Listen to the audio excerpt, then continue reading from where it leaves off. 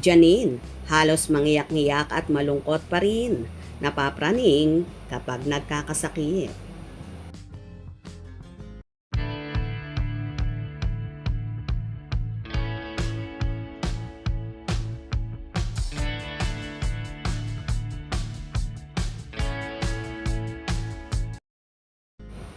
Praning pala si Janine Gutierrez pagdating sa kanyang kalusugan. Lalo na at magkakasunod ang mga nawala sa kanilang pamilya.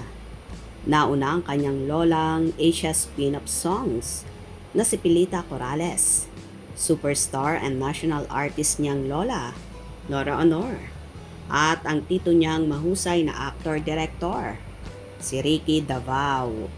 Ito ang kanyang inamin kahapon nang ipakilala siya bilang new brand ambassador ng Eye Care, ang affordable HMO sa bansa na nagkaroon ng media launching na ginanap sa St. Luke's Medical Center.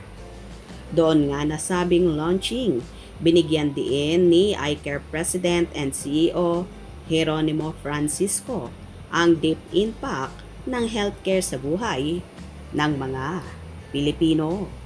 At ang pagkuha nila kay Janine bilang brand new ambassador aligns with company's hope, dignity, and courage to say yes to better health. She is a voice of purpose and we are honored to have her amplify our message.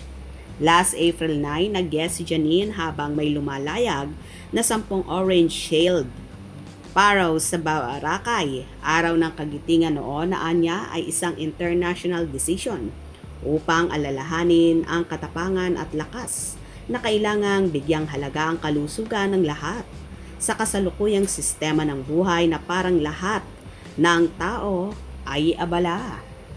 Ang nakakatawa na pagkamalan pang engagement announcement yon ni Janine at Jericho Rosales ang nasabing yes ni Janine.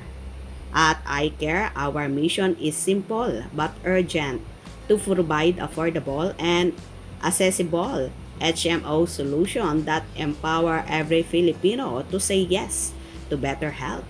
We want individuals and companies to know that with Eye Care, quality care doesn't have to come with a heavy cost, say pa ni Mr. Francisco. Sakitin ba siya nung bata siya? Hindi po ako sakitin, pero nung nagkasakit po kasi yung yaya ko, parang dun ko talaga nakita yung hirap na magkasakit, lalo na kung may babayaran kang malaki, di ba? Ito yung nabanggit ni Janine na nag-showbiz talaga siya para sa yaya niyang nagkaroon ng cancer noon. Paranoid ka ba when it comes to health? Yung tipo na pag may nararamdaman siya, sumusugod agad siya sa ER. Hypochondriac, kanon. Yung tao na anxious about their health. Hindi naman para ngayon lang po nang tumanda ako kasi nung nagwo-work na, doon ko po talaga naisip yung halaga ng health. Siyempre sa puyat doon ko po, parang bumibigay, sabi niya pa kahapon. At naniniwala siya na kahit busy ka, dapat hindi mo ini-ignore kung meron ng nararamdaman. Kasi 'di ba, pag kailangan mong magtrabaho imbis na you take a sick day, kaya na to, ganun na lang po, pero ang dami ko na kasing nakita na because they ignore small problem, lumaki ng lumaki hanggang sa lumala. So I've always believed that prevention is better than cure. And when it comes to your health, kailangan mo talaga ng support, ng peace of mind na I can continue working because if ever I do have a question with my health or God forbid my aksidente sa set or anything, hindi ako mag-aalala sa babayarin ko. I can just focus on getting better. Kasi syempre ang dami ko ring nabisita na kamag-anak sa ospital or loved ones sa ospital na imbis na mag-focus sila sa pagpapahinga. Ako, magpapagaling ako. Ang nasa isip nila, paano ko babayaran to? Hindi siya nakakatulong kasi mental health is as important as your physical health. So, sobrang helpful to really have that partner. Even the liaison officer sa ospital na tutulungan ka sa papeles mo. It's such a big deal. Or your learned 7 na I can ask the doctor anytime. Ok lang ba to? Pwede po ba akong pumasok sa work bukas?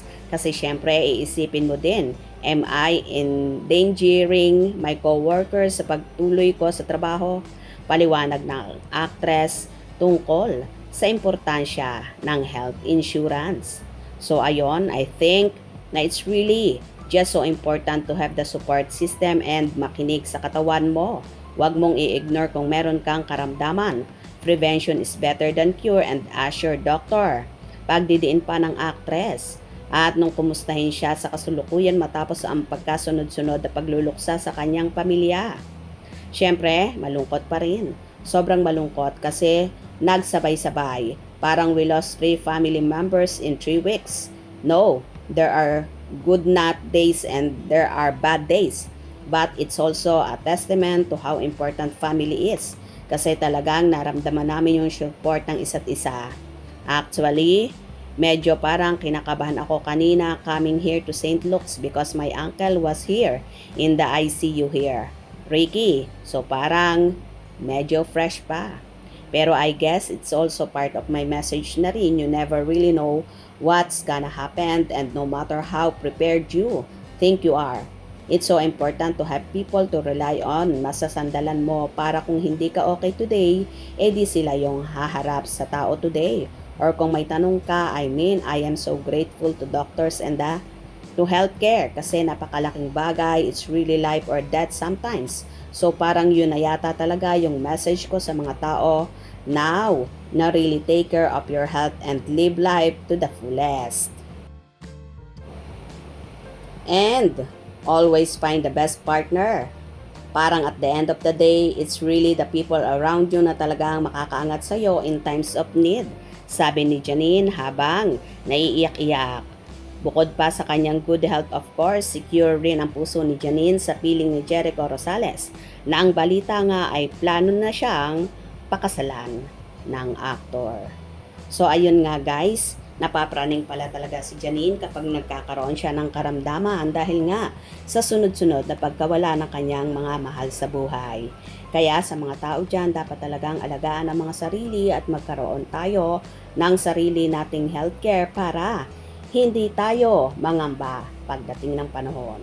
Kung nagustuhan nyo ang video na ito, comment down below.